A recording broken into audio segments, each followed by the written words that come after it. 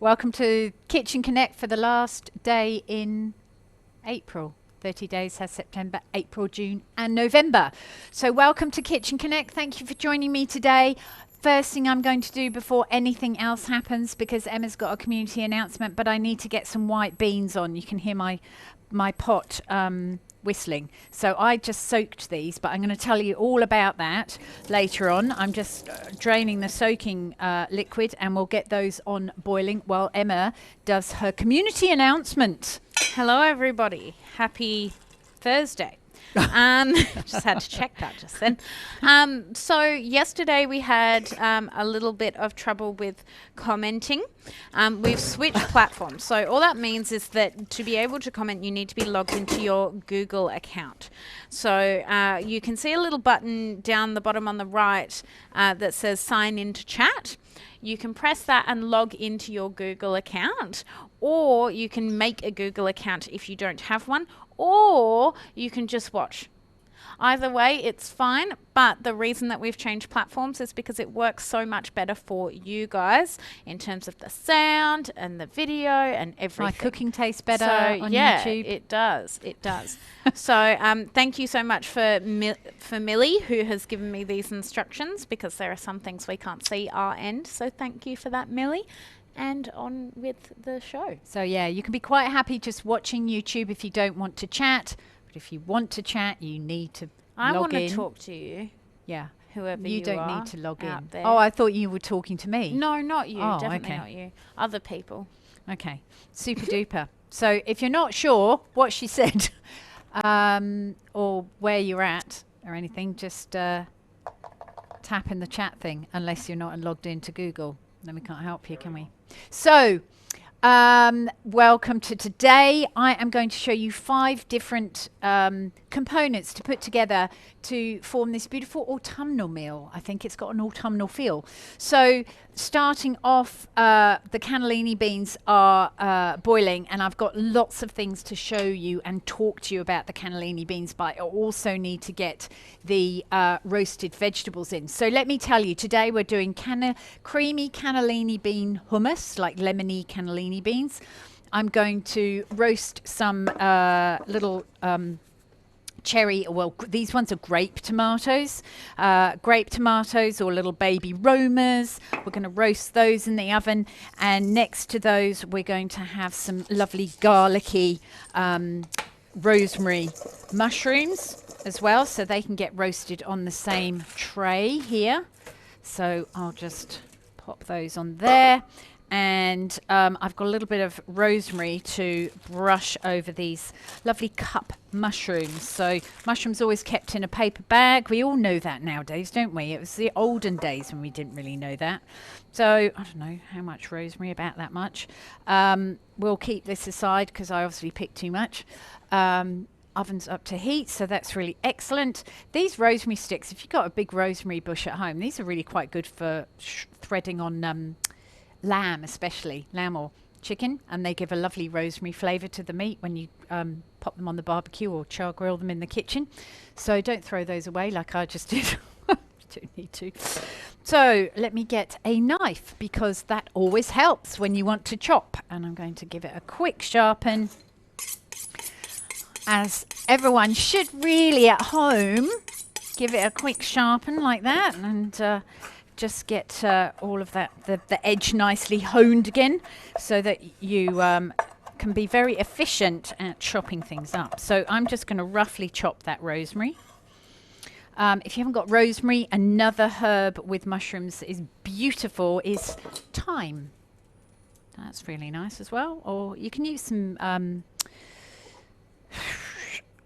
what am I trying to say? Dried, if you want to, but I do like the fresh herbs on here. It's really, really nice with the mushrooms. So this is just perhaps another way of cooking mushrooms where you don't really want to fry them in a pan, but we'll get them. Oops, let's just take that off. Oh, okay, 6 is fine. So we'll crush those in there, and usually I'd sort of just get my hands in here and just give it a really good rub over, but I thought as I was cooking in front of people today, I'd actually just get a little brush and brush these with the rosemary garlic oil, and we'll do a little seasoning in the gills. So with mushrooms, no need to wash them unless they've got lots of, well, not wash them even, you just wipe it off. If they've got lots of mushroom compost on them, then you can wipe them off. But if you wash them, then what will happen is the gills, the mushroom gills, these are the gills. They're like velvet. I love them. Mushroom gills will just soak up all that water, and you'll end up with very, very soggy mushies, which we don't really want, do we? So I haven't got enough oil in here. But it's just quite a nice way of doing this. So you could do this in a frying pan with some mushrooms if you wanted to, just some garlic and rosemary, but with a little bit of oil and a little bit of butter is quite nice with mushrooms as well. But I quite like this idea of roasting them as well, especially when they're roasted this side up, and you sort of keep all those lovely juices inside of the mushrooms as they cook. So if you barbecue them as well, they're really, really nice. But when you barbecue them, don't turn them over, because you're going to lose all that beautiful mushroom liquid in there. So try and keep that. I'm going to keep this little brush for brushing my corn as well, and we'll get that on. So these are going to go in the oven now. I'm going to leave the stalks on as well. Nothing wrong with the stalks.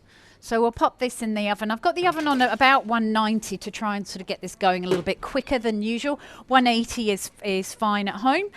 You don't need to have it up as high as 190. So the next thing I'm going to do is get the corn organised for grilling. So I've got my grill on here, and I've had it heated up.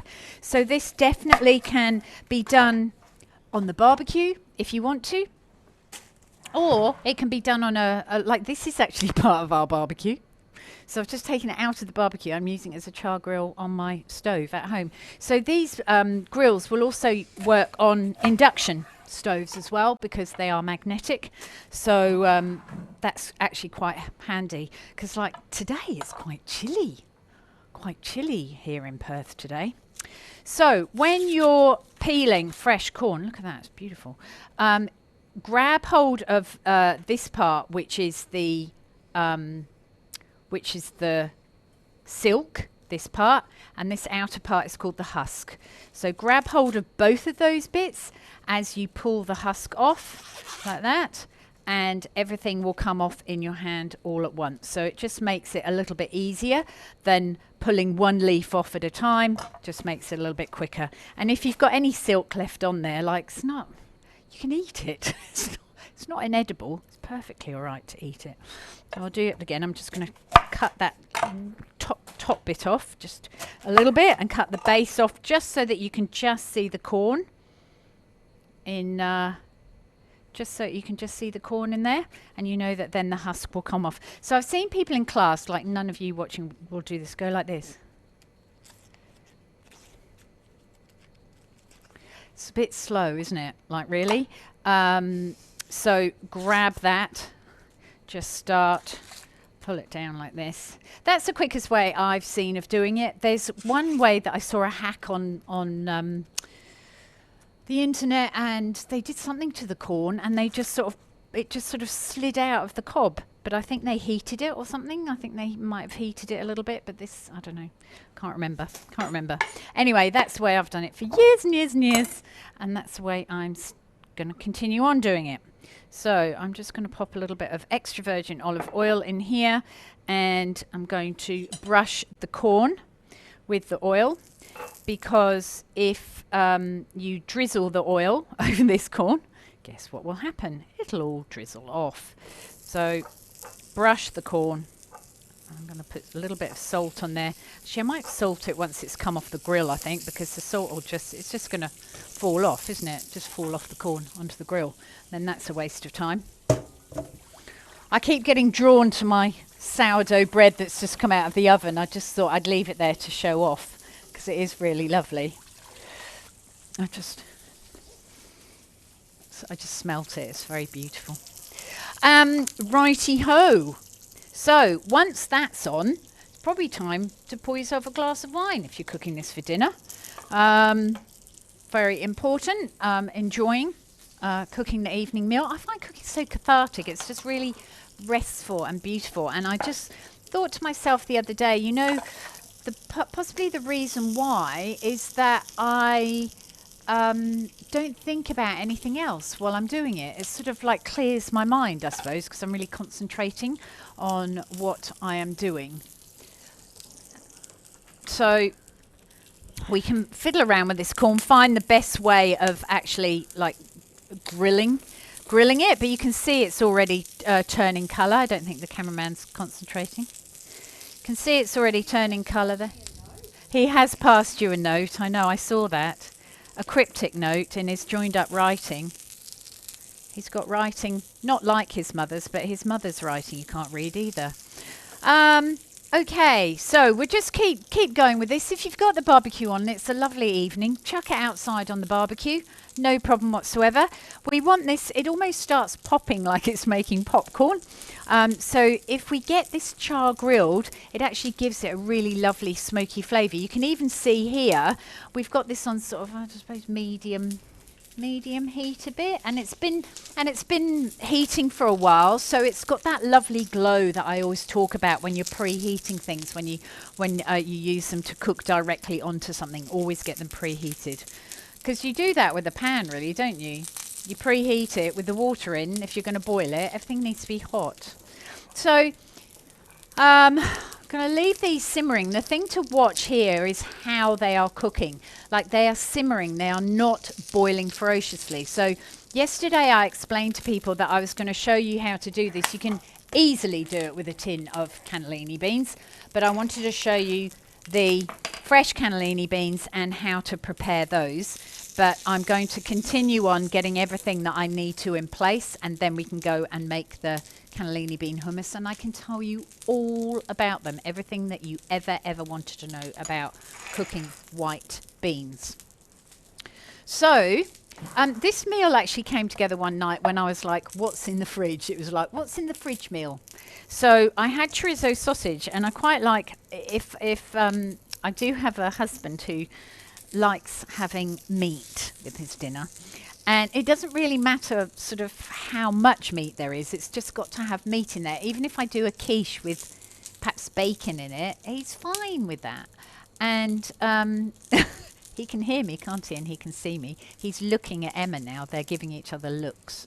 And so I thought, if I have chorizo or bacon in my fridge, then I always know that I can put together a meal really quite quickly for the carnivore in my house. So these are a couple of chorizo sausages that I have just got from the just the supermarket ones. We have over the years really liked the Primo sausages, chorizo sausages from the supermarket, but they don't seem to be doing them anymore, which is really sad. These ones are another brand, and they look okay, they look fine, but basically I think the reason why we all like chorizo so much is that it's got lots of fat in it, so there's loads of flavour and loads of moisture in it, and it's sort of a smoky pork sausage, really. Now this one has been cured, so it's not a fresh chorizo. You can get yourself a couple of fresh chorizos and take them out of their casings and chop them up and fry them like that if you want to. But this is like a little sort of chorizo crumble thing that is really good sort of on top of things. I wouldn't suggest perhaps on top of pavlova or anything like that. Something savoury. So you could have a beautiful tomato soup, say, for example, and have chorizo crumble on the top if you wanted to. You can definitely do a lovely tomato sauce. I'm just thinking tomatoes actually, because obviously Spain and Spanish food and tomatoes go really well together. But you could do pasta and a tomato sauce and the chorizo crumbled over it. You could have smashed avocado like I did yesterday, with the egg and chorizo crumbled over it. Like, there's a million and one things to do with it, because it's really got all those wonderful Spanish flavors in that are very versatile and delicious. So absolutely love it. So otherwise you can definitely crumble up your most favoritist sausage if you want to, and just pan fry that if you want to instead. But this is just quite fun. So I'm just going to close this up, turn that on like that. And we're just really going to sort of process it up. Now, if you haven't got a food processor, you'll be chopping for a while. Just check this. That's perfect. Chopping for a while, but you can definitely still do it. So that's our crumble mix. Oh, gorgeous on top of pizzas. I mean, gosh, I just like the ideas just keep coming. So I'm going to turn my pan up now, because I've had it heating sort of slowly-ish. And I'm going to turn that up so that we can get some sizzle as we put the chorizo in there. Now, yes, it has got fat already in the chorizo, but I am going to pop just a little bit of olive oil in here just to get it going. Okay, otherwise it's going to end up as a dry thing. So we have Jan in here, and we have Millie in here in the chat. Yeah. So hello, Jan and Millie. And it's not that we don't love Jan and Millie, because we definitely do love Jan and Millie, but I'm just wondering who else is here. I know who's other hiding. people to say hello. Yeah, maybe some people are hiding. Say hello to us. You can just put your name. Just pop your name in there, where you're watching from. Yeah, where you're watching from. I won't embarrass anyone, I promise. We can't make those promises. Well, I'll try not to. Okay, how's that? All right, so into our pan goes the chorizo crumble. I want a piece of bread and butter, actually. That's what I want. Just saying. See, that one hasn't really. We have, is it Sally or Callie or? It's Sally. Oh, Sally. Hello. Sally yeah. I know, hi. Sally. Sally with the C. Yes. Nice to have you with us. Okay. Jan, we love you because you're the noisy one. she's just said we're the noisy ones, but we like it. Yeah, that's what I said. Away. I've actually just written the Dishing It Up newsletter for going out tomorrow, and saying that, you know, people are making friends, because I know that Millie's up here in Perth and Jan's in Albany, and they're making friends on the chat. It's so cool. Well, I think so. It? I think they are. Oh my gosh, those mushrooms smell awesome already. Okay, so let's get this going. You can see it's just literally all minced up, can't you? It's fantastic. Now, this is going to make quite a bit, but it's also going to let down quite a bit of fat, and sort of get crispy and all crumbly and lovely and brown. So we'll keep our eye on that as we go along. Today I've got a, what is it? Chamomile and apple tea, which is really lovely. Just saying. Can be drunk hot or cold, because it's cold now. Been a bit busy. All right. Let me quickly swoosh my hands. Swoosh, swoosh. So let's talk beans. Beans, good for your heart. The more you eat, the more you smile. Laugh. Smile. It used to be laugh, didn't it? I just put the word smile in there. Beans, good for your heart. The more you eat, the more you laugh. That's it. Okay, so these are so good for you. Get some beans in. If my Hayley's watching, she'll be going, yes, Mum, good on you. So if you can get some legumes in your diet, like this, beans or lentils or chickpeas, that will also give you a lot of nutrients and lovely satiating food. So it keeps you full for longer. Talking about laughing after you've eaten beans, don't eat too much of this, otherwise you might be laughing all night. So yeah, just be a little bit careful of that. So I wanted to do this partly because the last time we went down to the Southern Forests, I picked up a bag of white beans, dried white beans from one of the Tonys that we know on their farm. I can't remember his surname. Italian Tony.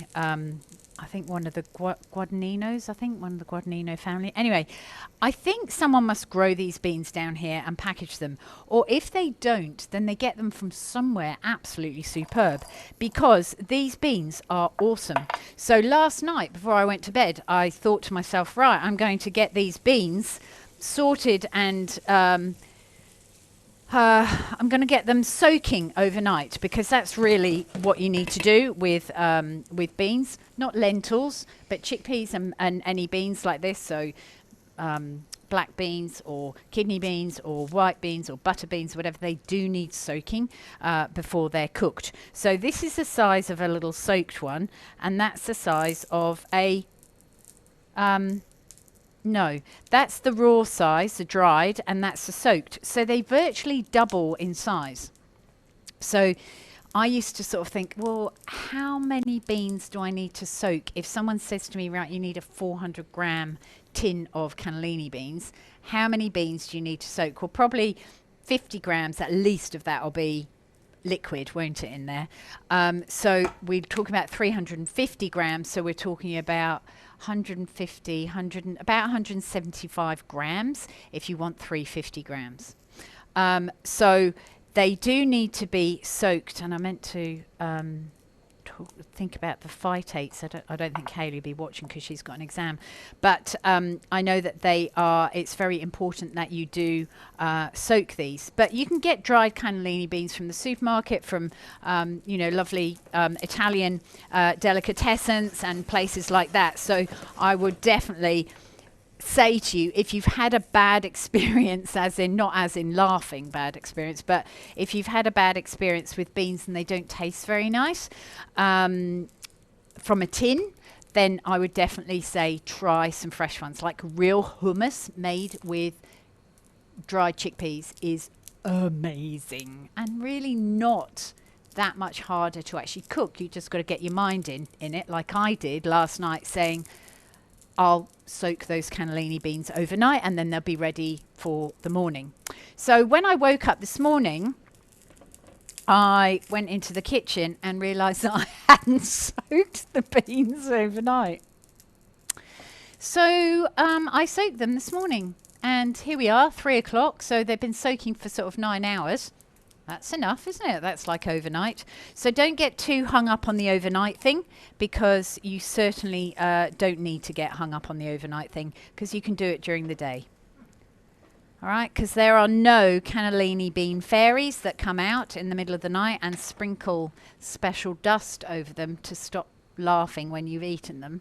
So, yeah, that's my story. So do it in the morning if you're going to cook them at night.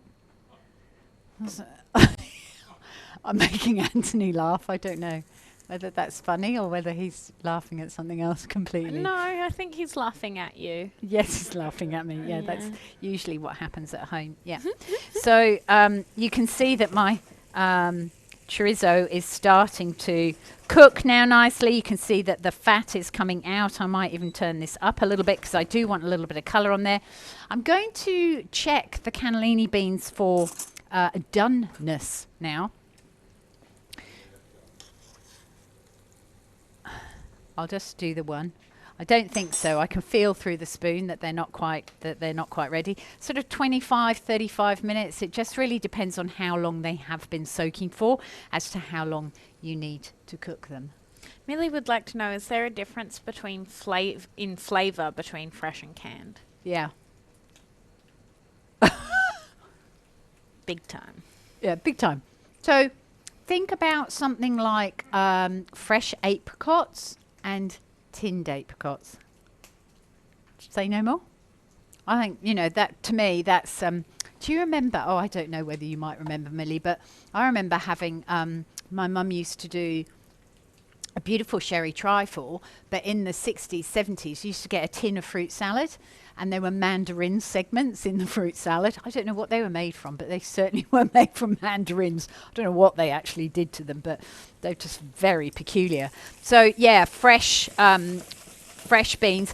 So what I can taste is a much purer flavour rather than having the, I think it's only liquid in there. Yeah, acqua sale, because this is Italian. You can tell I'm fluent in it. Fagioli acqua sale. So just in case you don't know what that is, then that's beans, water and salt. So the beans then create this sort of sliminess within in the tin, and that needs to be soaked off. And I don't know whether it's the tin or I don't know whether it's the actual, you know, the water and the beans sitting in the water, why they actually don't taste nearly as nice. Chickpeas are exactly the same. And I think chickpeas taste much more tinny. White beans and kidney beans, not so bad, but chickpeas definitely massive flavour difference. Fresh chickpeas that are dried are so nutty. Oh my gosh, they're divine. Once you cook them in a pan and you strain them, all you'll want to do is put like olive oil over them and salt over them and just eat them like that. They're so delicious. So yeah, definitely a difference. Nutrition wise, not so sure that there's a massive nutritional difference, but for pleasure of eating, definitely different. So if the cameraman would like to go and have a look at the chorizo, we're nearly there. I've turned that up to sort of like a medium high now, and that's coming along very nicely now. You can see all the fats rendered out of it, and we will definitely be straining that to remove all the fat as well. So we will get a sieve ready. Right, sieve, drawer, and only bowl that I've got. Oh no, I can do it over that bowl. I think that bowl will be fine. All right, so let's have a look at the ingredients that we've got. Those beans are going to take another 5 minutes or so. So I'm not sure whether to actually use the tinned beans to make it or wait until the beans are cooked. But the beans that we've got here, as I said to you right at the beginning, simmer them.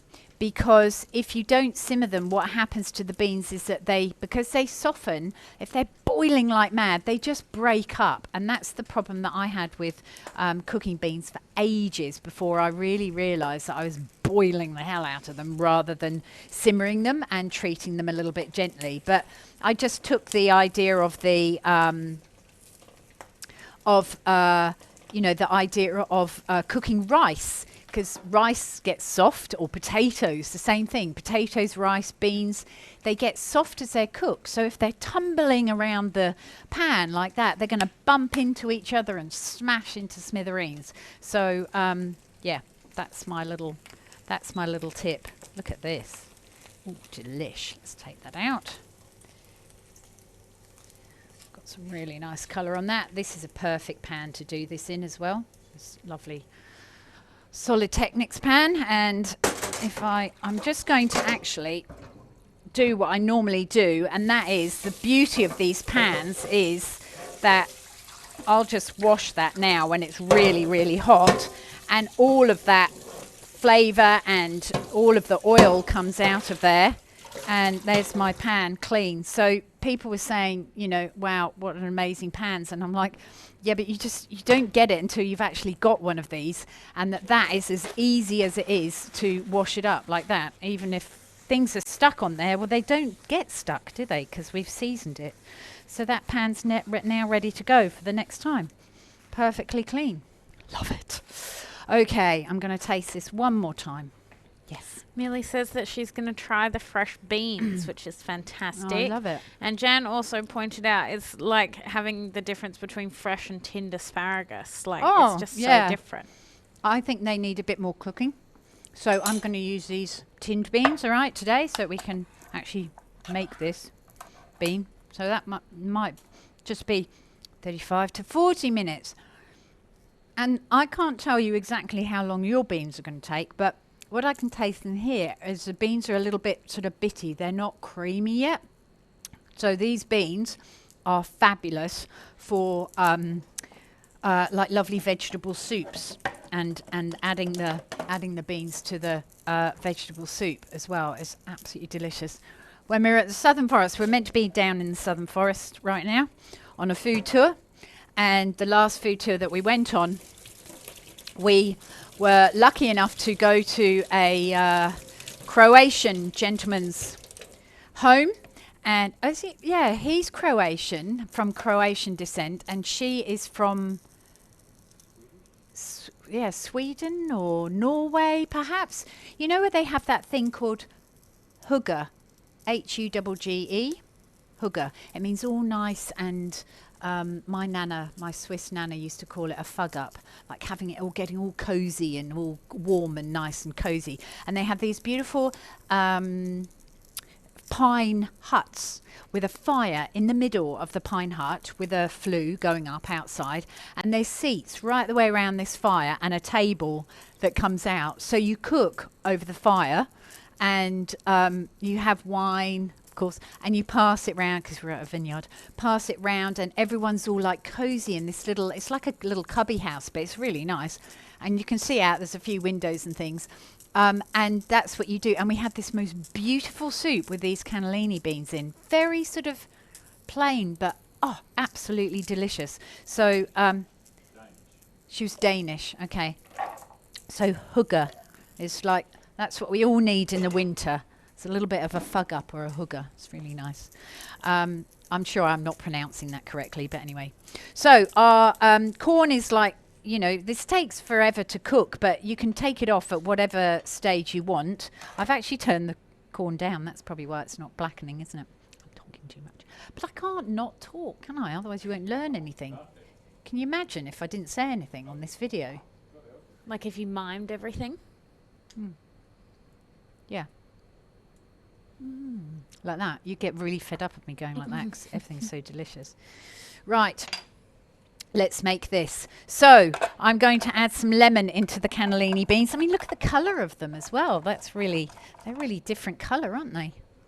Can you see the difference? I don't know, from the top. Look at that. It's really white and that sort of browny. Maybe they're a different type of, but this is cannellini beans, I'm pretty sure, in the tin. Anyway, so I like it nice and lemony. Let's check these. They're probably done. Yep. See? The old alarm went off then. Oh, can smell that. Oh, now, can you hear? I don't know whether you can hear the corn just like starting to pop. All right. Look at that. You just get a piece of that lovely sourdough bread there, toast it, and put that on it. Phew, delish.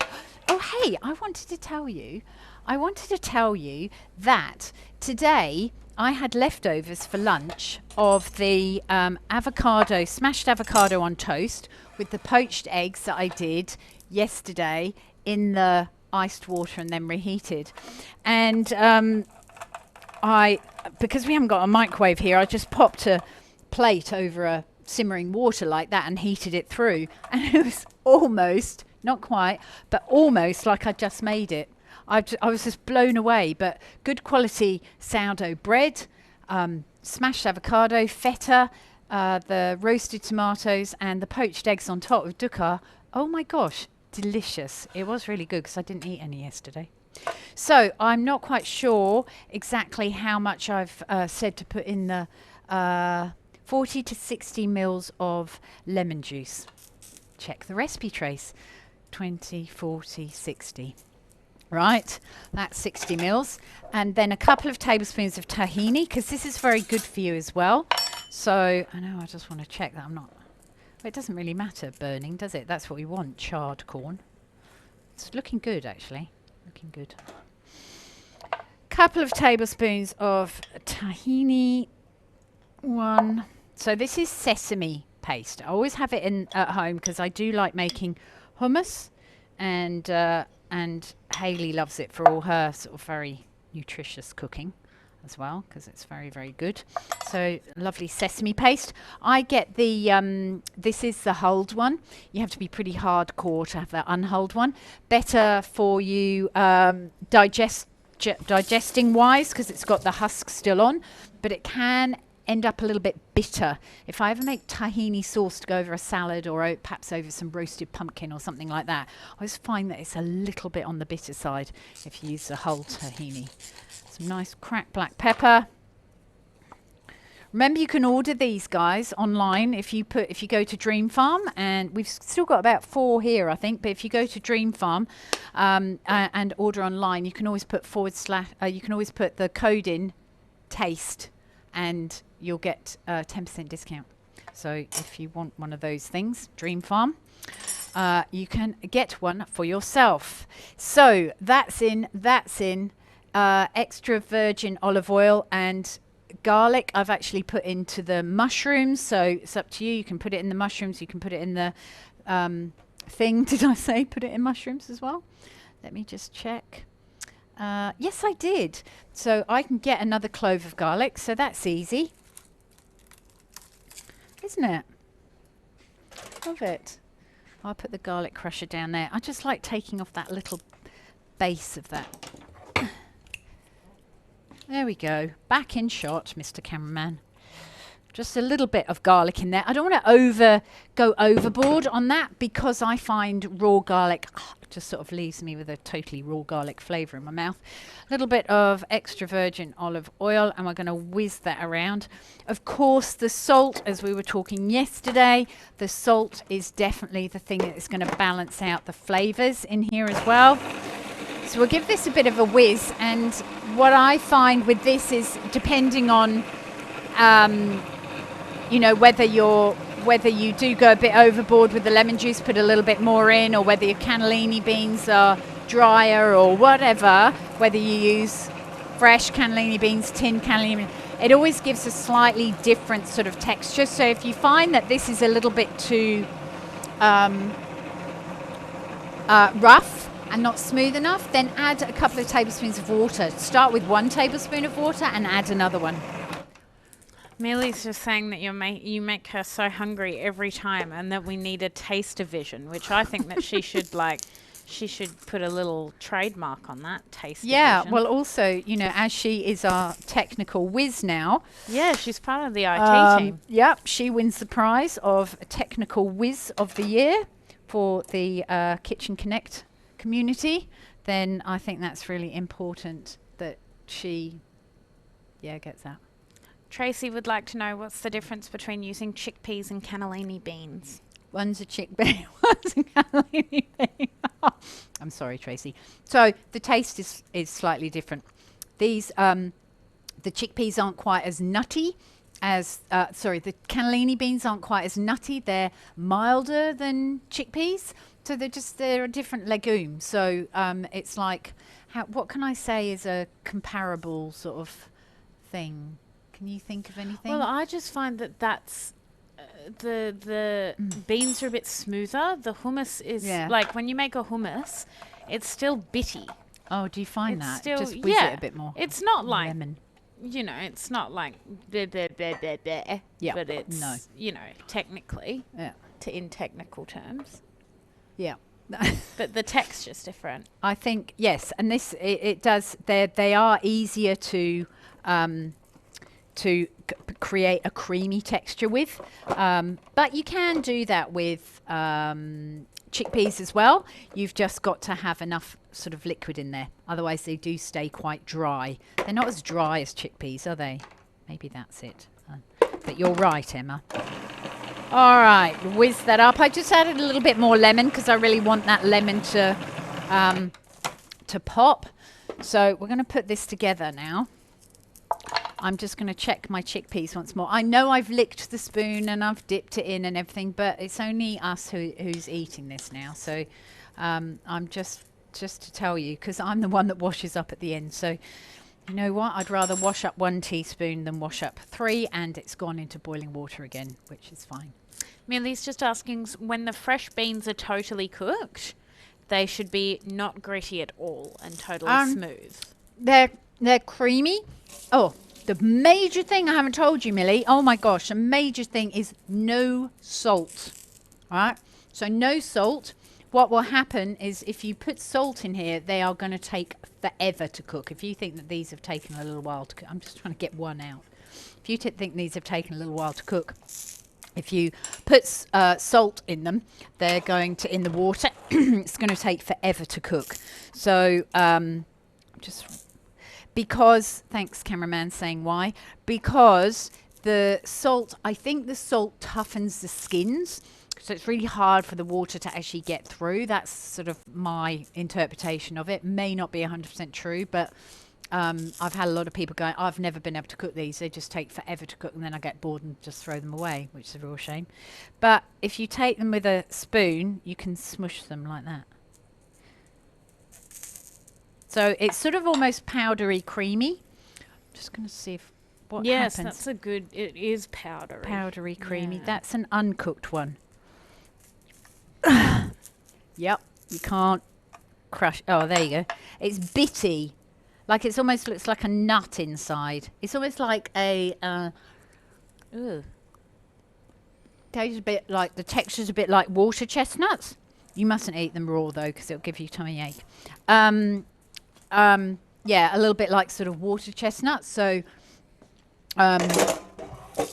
That's the thing also to remember is when you're learning to cook something, if the recipe says cook it for, half an hour, then taste it after 15 minutes. It's not going to be done. It's like cooking risotto.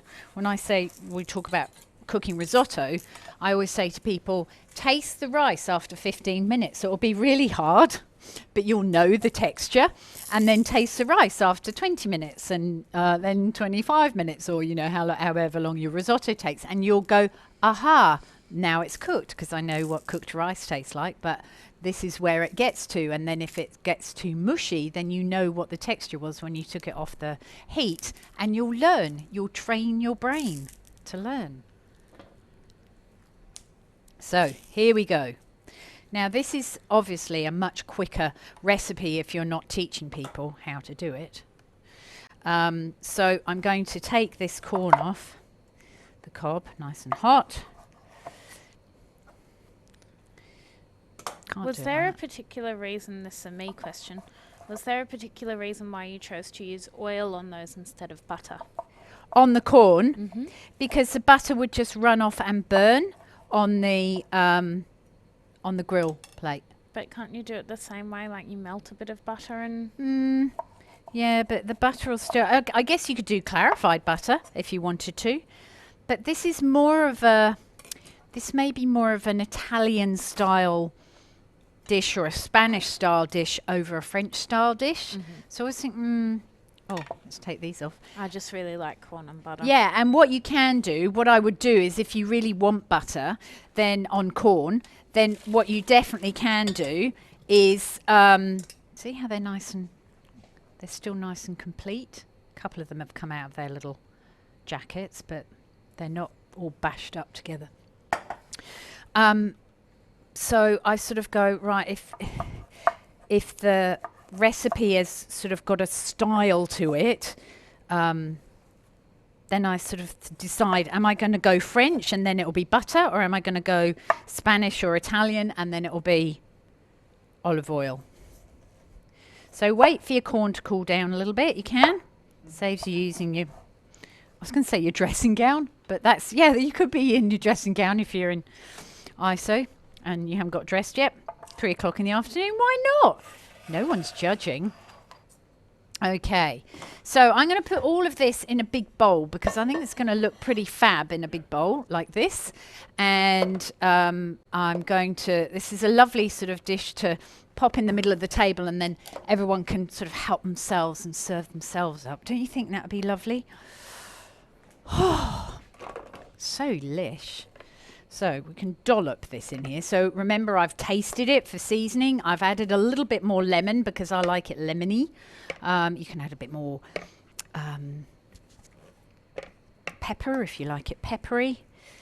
So we'll just give it a few little... Millie says that she started cooking her corn cobs in the air fryer. And they brown and taste quite grilled. Oh, wow, yeah. Wow, okay. So... I haven't got an air fryer. I just deep fry sometimes. Hey, next week, guys, I thought, this is my swirling technique. Remember I did this for the cupcakes? I do it on my hummus as well. I like it. I just thought next week, you know that we've been discussing doing gnocchi, and I'm going to do spinach and ricotta gnocchi. And I also thought I'd do fried, like American fried chicken, a little bit like KFC, but much nicer. And I thought I'd do that in a burger with some brioche. Don't think I'm going to quite have time to make brioche in 45 minutes. But No, but you can find the brioche on the Cooks Collective. absolutely, she knows. So, yeah, there's definitely a brioche bun recipe on the Cooks Collective. But I thought I'd teach everyone how to make that. Now, that is, these are chili flakes. Don't have to put them on there if you don't want to. Put a bit of paprika if you want to, but I like a little bit of heat on there. Also, just while we're talking about next week, Yeah. the cameraman has asked me to find out whether people have been enjoying 3 p.m. or if 1 p.m. would be better. Oh, crikey. Are we waiting for the answer? Yeah, what about 1 o'clock? Look, you can message us on Facebook, you can message us on email or whatever you want to let us know, but just putting the question out there. Because we're thinking about mum's going to collect kids from school as well. Now the kids have sort of gone back, or most of them have gone back maybe. Oh, lovely. Whether 1 o'clock would be a better idea, who knows. So let us know, please. Let us know. Does that look all right?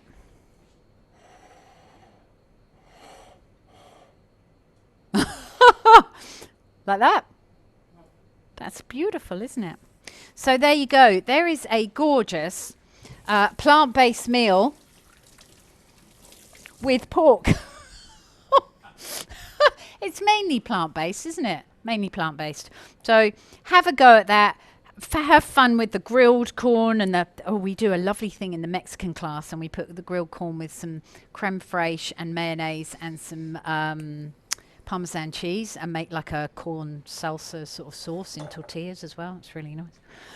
So did we get any thumbs up for the American fried chicken? It's the sometimes food. Millie said yum. Yeah, Yes, I know, please. it's so good. But there's a few little bits and pieces that you need to know, as per usual, about it and about doing it. I do it about once a year at home, and we just absolutely love doing it. So we're going to do that. We're going to do the gnocchi, and we're going to do Emma's vegan carrot cake as well, alternative lifestyle carrot cake.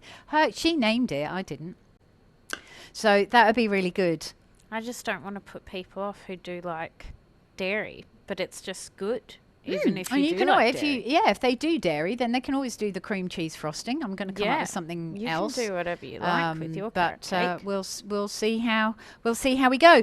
But enjoy this meal. Take each component out of the meal and make it into something else if you want to. There's lots of little tips on the bottom of the recipe. So thank you again so much for watching today. Hope you have a good weekend and all your cooking adventures work out beautifully.